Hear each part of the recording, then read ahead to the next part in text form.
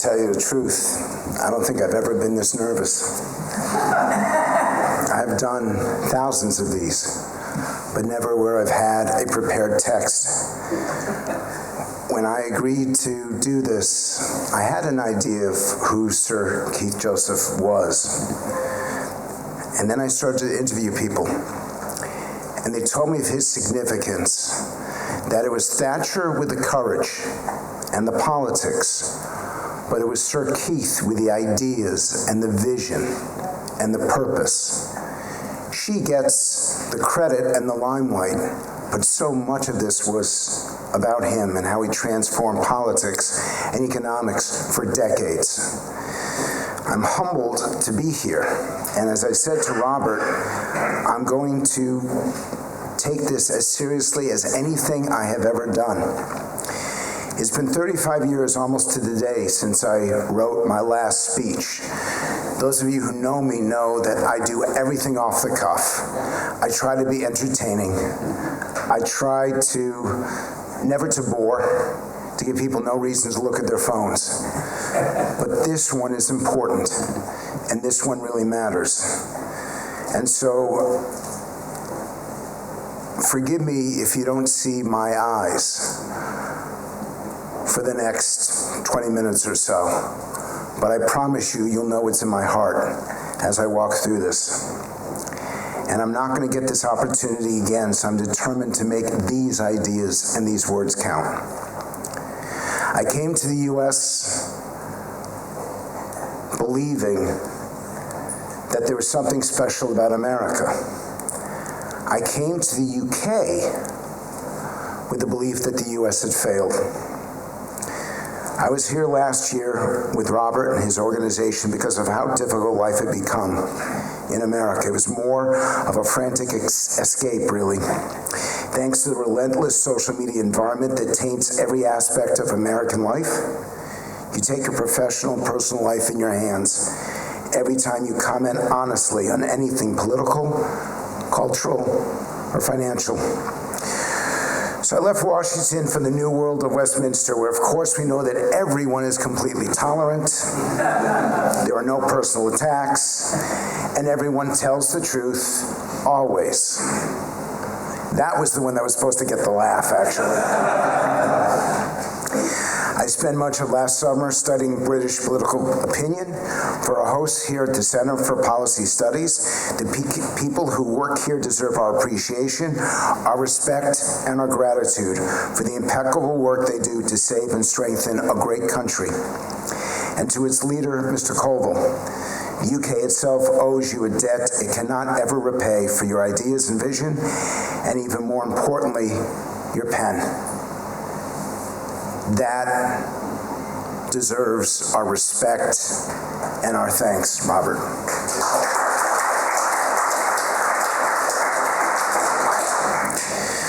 From populism to wokeism, from anger to empathy, my mission last year was to crack the code of dissent and disappointment in the UK so I could learn how to bring back hope and optimism to the US. But after 3 nationwide surveys of 4,500 people, 3 national focus groups, dozens of interviews with the country's leaders, the truth is it left me with more questions than answers. And hoping for a better response, I asked the American public the exact same questions, and what I got made me shudder. And I assure you, I don't scare easily. I'm used to thinking of America as a shining city in a hill, and I recognize what I'm about to do looking at this camera, because I know this will be shown in the States, and you should understand that there will be consequences to my words now. But I know exactly what I'm saying, and I wish to say them. We assume that the rest of the world recognizes us as the beacon of freedom, independent thought, and success. After all, we're the country that talks about the American dream, believes in American exceptionalism, that sings America the Beautiful, and chants USA, USA for no apparent reason every time we can, and we really, really mean it. Yet when I gave Americans a three-way choice between saying that their country was exceptional, their country had failed its people, or their country was just as good and bad as any other, a shockingly high proportion of Americans, 28%, more than 1 out of 4, said their country had failed. That's even higher than the 22% of your country who thinks the UK has failed. On the other side of the ledger, just 42% of Americans, and I promise you, I'm not going to give you that many statistics, but these matter. 42% of Americans and 30% of Brits say they feel theirs was an exceptional country. I expected that in the UK, where your population is known for expressions of humility, apology, personal contrition for things you have absolutely no control over, like the weather. But on the American side of the Atlantic, this intellectual damning of their country is new and alarming. In other words, for all the differences between Boris and Trump, and by the way, I do want to emphasize, for those of you who insist on making the comparison, that Boris Johnson has written more books than Donald Trump has read. Between our culture wars and yours, and even how we define and play football, there is an almost perfect match between Britain and America in terms of increasing anxiety in their lives and the downward trajectory of their country. In both countries, we've had nasty elections and referenda where people were primarily voting against something rather than for someone, with the most effective rallying cry for the side that won was simply enough. Whether the enough was Europe or Corbynism over here, or Hillary Clinton and Donald Trump across the Atlantic. So wearing my pollster hat, I want to explore the truth on both sides of the Atlantic, which is why I look forward to this. An opportunity to tell you exactly as things are, not as you want them to be, or as we wish them to be, but what people actually believe. The single biggest difference between the U.S. and the UK is how invested we are in our country's future. On this, and this alone, the gap between the two nations is staggering. Despite their doubts about how well the country is doing, and even greater skepticism about their children and future generations, fully 2/3 of Americans feel invested in their country, compared to less than half in the UK. And if that's not a wake-up call, that half of your country, half of the people out there do not feel invested in their country. And it gets even worse. Just 31% of Americans feel their country is invested in them, and in the UK it's only 27%. Let me repeat that. 1 out of 4, that's it, feel that the UK is invested in its citizens. The political frustration in the UK is visceral because it's generated from the heart, not just from the head. You all know how it feels when someone you love doesn't love you back. I'm thinking of your Prime Minister, and I should get that thought out of my head. Now imagine if that were your country. Well, you don't have to imagine it. It's happening all around you. These results have kept me awake at night, literally. For if left unchecked, the antipathy it suggests towards Britain's political, cultural, and financial leaders could turn into something uglier, angrier, and even more destructive. It is a short step from not trusting your politicians to not trusting each other. And as we're seeing in America, once that trust is broken, it can almost be impossible to restore. As an American, I should know. I realize that most people think what happened in the U.S. on January 6th could never happen. It could never happen here.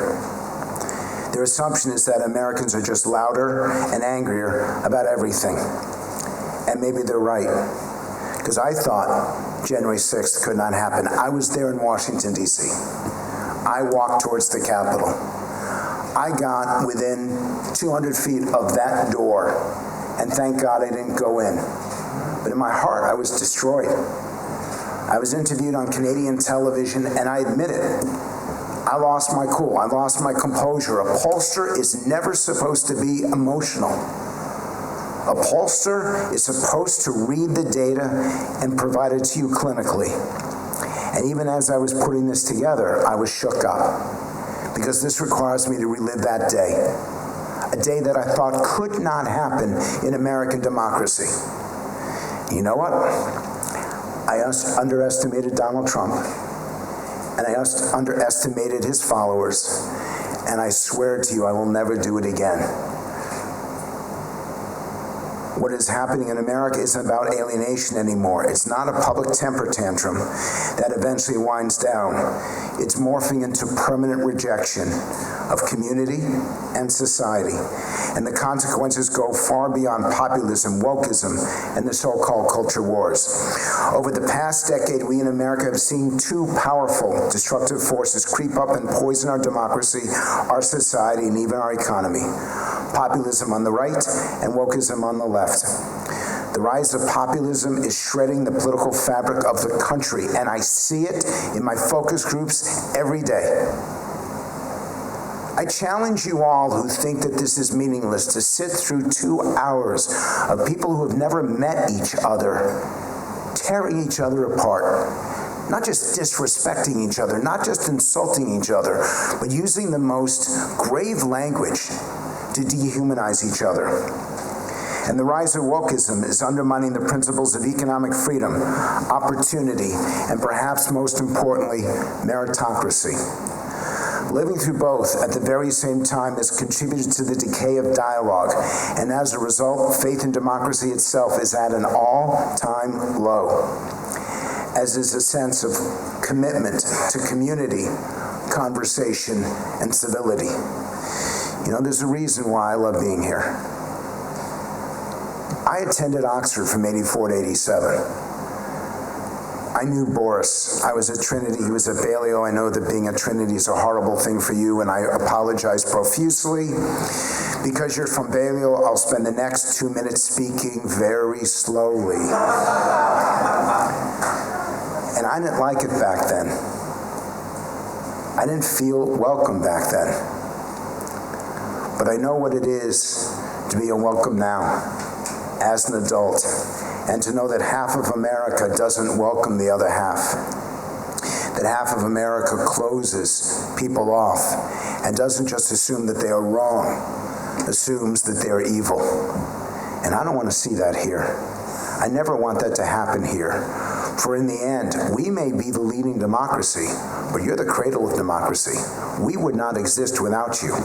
Our rules, our laws, our being exists because of this great country.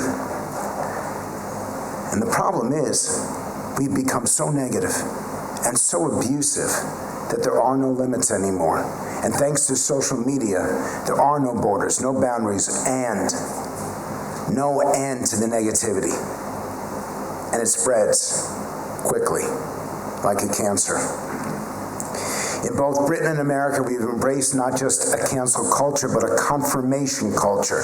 We have moved from seeking news that informs us to news that embraces us and affirms us, listening only to those we know we already agree with and demonizing those we don't, fortifying our echo chambers instead of forsaking them. Even in this room, by a show of hands, how many of you read The Guardian every single day? 2, 3, 4, 5 of you. Okay, you get out. The sports section? The sports section. Okay, I do the jokes up here. And that's the problem. They don't read your newspapers, you don't read theirs. They don't watch your shows, you don't watch theirs. We create this difference, and it makes it almost impossible to bring people back together. There was a time not so long ago that the principles, if not the practice, of free speech, economic freedom, and simple expressions of national pride were accepted without argument and were unifying and universal. There was a time not so long ago, before the hyper-divisiveness, where now free speech is condemned for allowing the rise of populists like Donald Trump. Capitalism is blamed for exploitation economics, and patriotism is used as a weapon to demonize your opponents. It pains me that on January 6th, flagpoles carrying the American flag were literally used to bludgeon police officers at the U.S. Capitol. Paint that picture in your mind. The people who claimed the mantle of patriotism used the American flag to hurt those keeping our capital safe. Here in the UK, at the venerable Oxford and Cambridge Union Societies, patriotism is ridiculed for being outdated, and even Prince William, a dignified and respectful royal, was booed at the FA Cup final. A few people shouting racial slurs at a football match or posting them online does not make the entire UK systematically racist, as some now claim. It means we need to address youth intolerance in the schools and adult linguistic thuggery in public, but without upending the entire social structure. Similarly, solving income inequality is one of the most pressing issues of our time. Even pro-free market conservatives in both countries acknowledge this. But that is not a reason to reject responsible capitalism or mandating equal outcomes rather than guaranteeing equal opportunity. No economic system in the history of the world has brought more people out of poverty than capitalism. And while capitalism surely isn't perfect, it is the solution far more than the problem for billions of people globally. As for the culture, flying the Union Jack or singing God Save the Queen should be celebrated, not cursed. And being proud of your country is perfectly fine as long as you have something to be proud of, North Korea and Cuba notwithstanding. So let me say from this platform what too many have stopped saying across these green and pleasant lands: Great Britain is a great country, full stop. No explanations, no justifications, no excuses. In America, that would generate a reaction. Only in the UK. You guys need to get a life. And the politicians on the left or right, who seek to stoke the woke or exploit existing divisions for political gain are not serving the public good.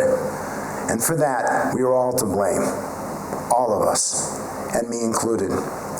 The right has demonstrated insufficient compassion for those at the bottom of the economic ladder who don't see a way up. The left only sees victimization, playing the blame game, rather than promoting personal responsibility and agency. And the disappearing center is simply ignored and forgotten altogether. In America, the result was a wake-up call none of us will forget. What happened in the U.S. Capitol on January 6th was impossible until it wasn't. A dishonest president said the mob marching, and so they went. And thanks to social media, it takes nanoseconds for what happens in Washington to be seen and heard in Westminster. We all know about the damage done by toxic, dishonest population. Even today, more than a third of Republicans, which is about 1 out of 6 Americans, still believe Donald Trump is the legitimate president. They are factually incorrect, but they believe they are right and righteous, and that's what makes them dangerous. Could you imagine that happening here? I couldn't imagine that happening in the U.S. It did, and it does. And we are all paying a price for it. Wokeness is certainly more prevalent in the U.S. because, quite frankly, the U.S. is a much more heterogeneous society and a more troubling history of racial conflict. It's here, though. It's here. And it's like the coronavirus, impacting different people in different ways, only there's no known antidote. There is no vaccine. There's no way to root it out of culture. As a pollster, my job is not just to measure the present, it's to try to see the future with clear eyes, and then inform and enable people to control it. At its core, woke is an ideology that classifies us into tribes and disrespects our individuality. It makes entire groups of people co-conspirators in crimes committed generations or even centuries ago, at about the time that these people on our walls were alive, and before the era of cell phones. It makes it, and I do want to say thank you very much. Every time a British cell phone goes off, I remember that I was able to buy into British Telecom, and that was the only way that I was able to eat when I was a student at Oxford. So sir, thank you very much for privatization. To me, walking through your capital city and observing the astonishing buildings not far from here, some of them older than my entire country, still fills me with awe and reverence. It brings to life one of my favorite professors' admonitions: don't look down, look up. But through the eyes of the woke community, one would never see the majestic beauty of British architecture or the staggering accomplishments of your society. They bury their heads in shame because they believe these buildings exist only because of the wealth stolen from other countries by imperialism and greed. In their view, our founding sin was slavery. Yours was the British Empire that facilitated that slavery. And this may seem like ancient history, but not to the woke. In fact, 37% of your country believes the UK is institutionally racist today, right now. In the U.S., it started in the schools. Instead of teaching practical, applicable skills, our kids are being taught to be social activists. Every week, another school district does away with standardized tests in reading or math or science, explaining that they are vestiges of racism or white supremacy. Our universities are doing the same with their admissions. And they dump the advanced classes for the next generation of doctors, teachers, lawyers, scientists, engineers, because being excellent in something is emotionally damaging for those who aren't. Instead of tolerance, too many are taught resentment. And the real tragedies is how we're doing this to ourselves. I'm sorry about this, everyone. I'm sorry to be so negative. And I can see in your eyes that it's a little bit painful and it might be frustrating. But now is not the time to turn away. If there's anything that we've learned about 2022, now is the time for clarity. Now is the time for seriousness. Now is the time for significance. It is incumbent upon us to understand where things are so we can make a change for the future. And I'm not convinced on either side of the aisle that we have the seriousness that we truly need right now. To be clear, significant inequality does exist today in both our countries. Not being woke doesn't mean whitewashing the past. It means acknowledging it and learning from it, both the good and the bad. Discrimination in our workplace and in our communities is still too common. I've seen with my own eyes what it does to the human condition, a cancer that affects everyone and everything around it. And where it is found, it must be eliminated immediately. Full stop, no exceptions, no excuses. Moreover, outrage over discrimination cannot be expressed as an afterthought or footnote, virtual signaling what is embarrassingly obvious, only to ignore or bury it after acknowledging it. Symbolic gestures in speeches or those that grab headlines and provoke bitter debate but do not meaningfully change the lives of those disadvantaged for the better will make things measurably worse. Our mission should be to make a difference, not a statement. And for those who wonder, who've seen me present before, which most of you have, is one of the reasons why there are no slides behind me. There are no props. There are no gimmicks. I've written every word to make that difference, to cajole you and encourage you to do so in your own lives and the lives of your country. Of course, many people argue that there are bigger issues to worry about, that woke is a concern but not the main concern. Fair enough. When British people go to bed tonight, they won't lie awake worrying of the cancel culture. And they're not thinking about politics. And if they are, they're thinking about rising wait times at the NHS, the rising crime rate around them, or rising cost of food, fuel, and just about everything in life that makes it difficult for just about everyone, just about all the time. This could be delivered by a labor minister or by a Tory minister, because it's happening in every corner of the country. It's happening to everyone, whether you're poor, working class, middle class, or above. So why am I ringing the alarm bells? Why am I acting like Paul Revere in reverse? Because once you dive into our findings, a much more alarming picture emerges. And yes, it actually gets worse than this. I should have left you all rope to hang yourself with in the back from the chandelier right here. It's good that the camera can't catch what's behind me. One of the key findings of our polling is that Britain is increasingly voting on fear rather than opportunity. The way to reach Tory voters used to be about entrepreneurship and wealth creation, about opportunity, and about home ownership, as Robert says time and time again. Now it's about instability and insecurity. The way to reach labor voters is to talk about inequity rather than economic opportunity. But an even more alarming finding is when you break down the country by age. In our survey, the people telling us that Britain is institutionally racist and discriminatory were overwhelmingly the young. Among those 18 to 29, which is your children, and in some cases your grandchildren, and in a couple of you, your great-grandchildren, 57% feel that way. 57% of 18 to 29-year-olds feel that Britain is institutionally racist and discriminatory. They are also by far the most likely age cohort to describe themselves as woke. They see the world around them entirely differently and more darkly than their parents and their grandparents, and that makes intergenerational cooperation very difficult. And if that wasn't enough, here's something truly troubling. Young white people in this country are more likely to feel Britain is systemically racist than the non-white community who are actually experiencing the racism, because that's what they're being taught and told. They're getting that from their schools, they're getting that from their media, they're getting that from society, and so they've come to believe it.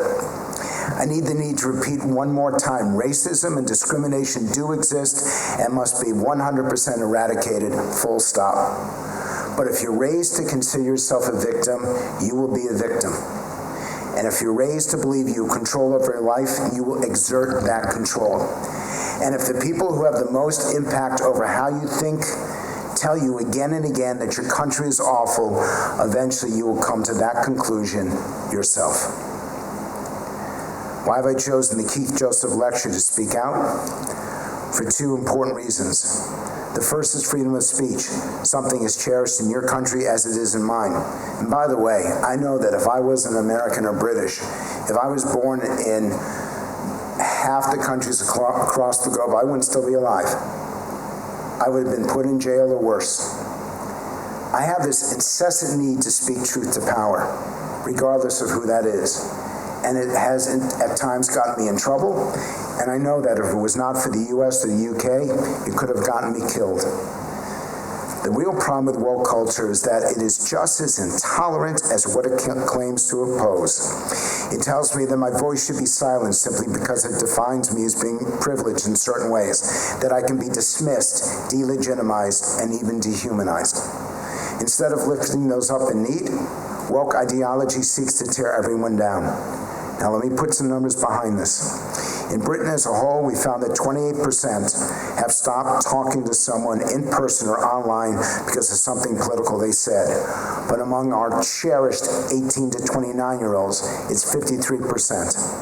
Half. Young people are also 3 times more likely than the average to have had someone stop talking to them.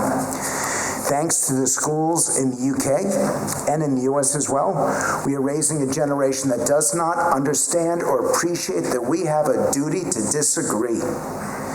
That the more certain you are in the virtue of your beliefs, the more necessary it is to listen to those who challenge them and to do so with mutual respect.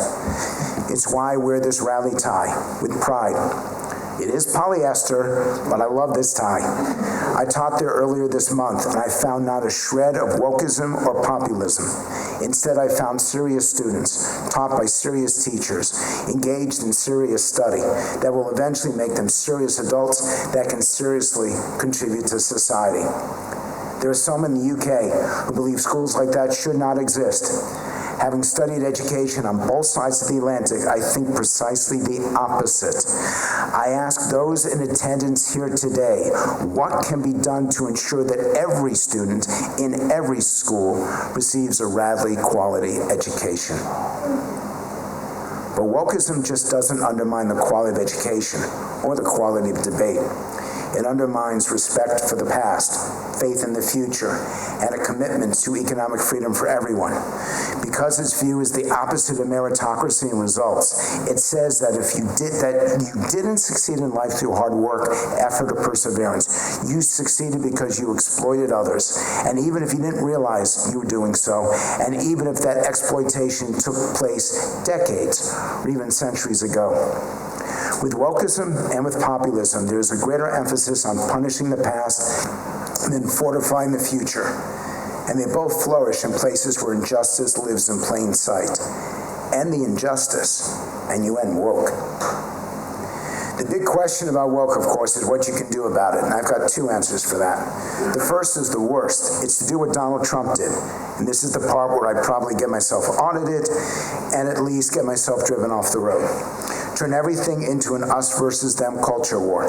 Stroke the bitterness and division. Bring together your side by accusing the other side of weakness, failure, or even treason. It's a trench warfare approach to politics that can yield short-term electoral gains, but no long-term social benefit. I've seen where it leads. In America, I can't even put Republicans and Democrats in the same focus group. They don't want to listen to each other. They just end up antagonizing each other. Thank you for that. You may not believe it or see it, but your country is different. It's better in the UK. It's civil. I've done focus groups with Labour and Tory voters, and they disagree on so many things, but they're polite. They listen. They respond. They still care for each other. Well, maybe not the Liberal Democrats, but they care for everybody else. A second response is to reject the use of radicalized terms such as white privilege or imprecise ones that are deliberately provocative and divisive, pitting groups against each other.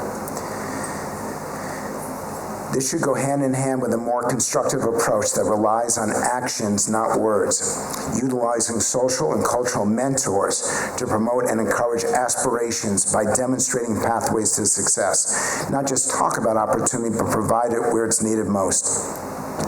So think of Canary Wharf. I love going there. When I was at Oxford, am I allowed to say shithole? Okay, we'll backtrack the tape. It was a dumpster fire. It was a place where you wouldn't get caught dead in because people actually did.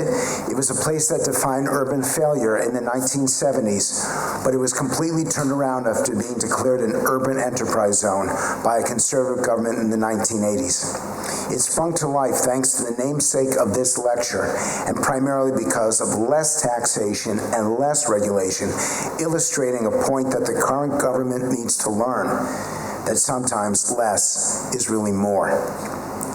It is abundantly clear that populism, wokeism, and grievance do best when people feel their lives are doing worse. If you don't think you have the opportunity to build a better life, if you feel that the economy and political system are stacked against you, that's when you'll be most vulnerable to disillusionment, division, and disunity. This all raises a much more fundamental question. How can you bring people together when they feel their leaders have left them behind? The simple answer, you can't. And without changes in the structural relationship between those who lead and the people they serve, worse times lie ahead. Part of the solution lies in a commitment by the national leaders, not just to build back better, but to be better. To show that they have listened, learned, and agreed to meet people where they are, not where they want them to be.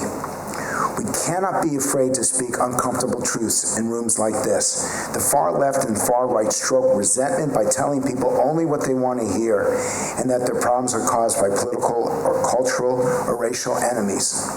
That strategy, unfortunately, is working. And here's something that Labour and Tory voters absolutely agree on, perhaps the only thing they agree on.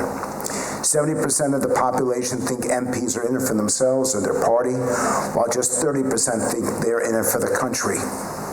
Please, wake up.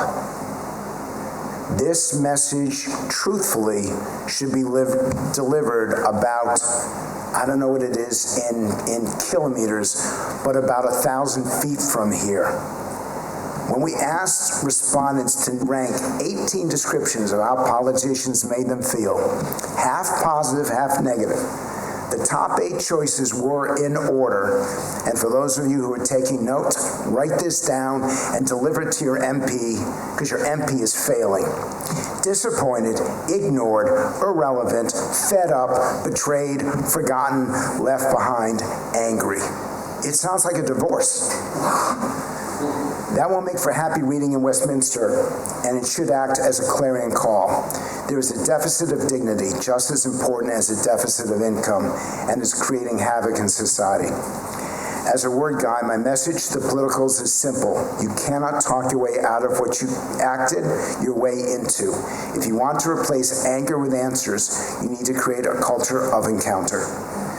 The people you represent have a yearning to be seen, to be heard, and to be recognized. It's more than a slogan on a bus or an email in their inbox. It requires a genuine commitment from those who serve to understand, not just be understood. To be clear, restoring a healthy relationship between your people and their country is about both politics and economics. Voters look at them as two sides of a coin. They think both realms are stacked against them and tilted in favor of the connected, the entrenched, and the comfortable. And we're seeing this on both sides of the Atlantic. The elites call it inflation. The people call it prices. The elites call it diversity. The people call it inclusion. But the impact is the same. Severe economic insecurity leads to political insecurity, and both trigger social disconnection and political rejection. Our polling at CPS found out a year ago that cost of living was becoming the voters' #1 concern. When we asked what aspect of the ordinary person's daily struggle do you think politicians and business leaders understand least well, the rising cost of living was far and away the top answer, followed by those who said they were living week to week, choosing which bills to pay first.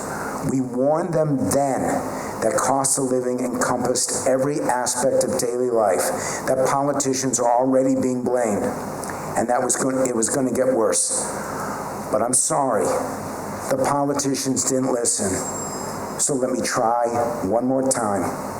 When so many people struggle to get by after paying their bills and taxes, it is no surprise they feel disenchanted and believe their country is not invested in them. When they get into bed at night, lying awake, wondering how they're going to get through the next week or the next month, they want to punish the people who they feel put them in that situation. If the MPs aren't seen to understand these challenges, then they will never be seen as being on the right side, the people's side. People no longer expect you to have all the solutions, but they certainly don't expect you to make things even worse for them. In the end, I'm not sure who has it worse, you in the UK or me in the US. But that conclusion doesn't matter here. In times of genuine darkness, our democracies have often produced leaders of genuine greatness. Roosevelt and Reagan in the US, Churchill and Thatcher in the UK.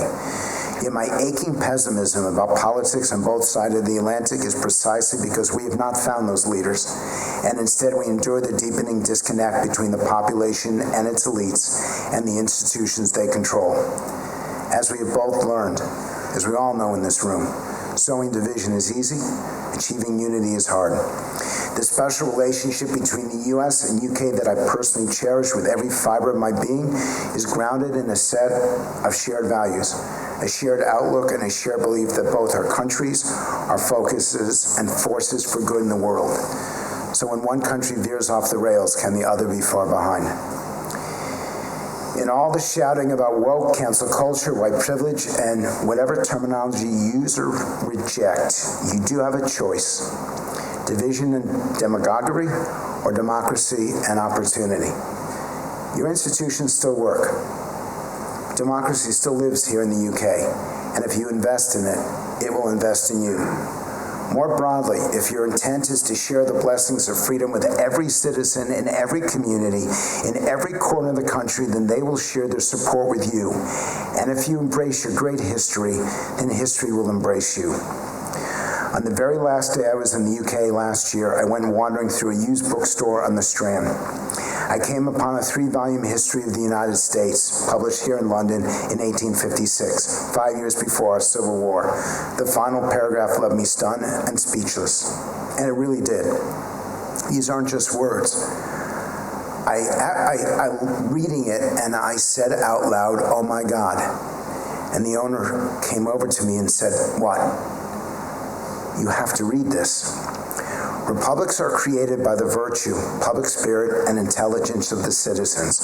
They fail when the wise are banished from the public councils because they dare to be honest, and the profligate are rewarded because they flatter the people in order to betray them. Let us commit today never to betray the people we represent, the people we wish to speak for. President Reagan, in his farewell address to the country, described America as a shining city on a hill. That shine may be gone, or at least greatly diminished, and it pains me greatly to speak those words.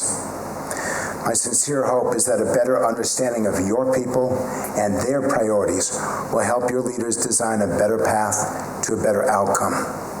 Please don't let the shine come off the UK. For unlike the British weather, once that shine is gone, it may never come back. Thank you all.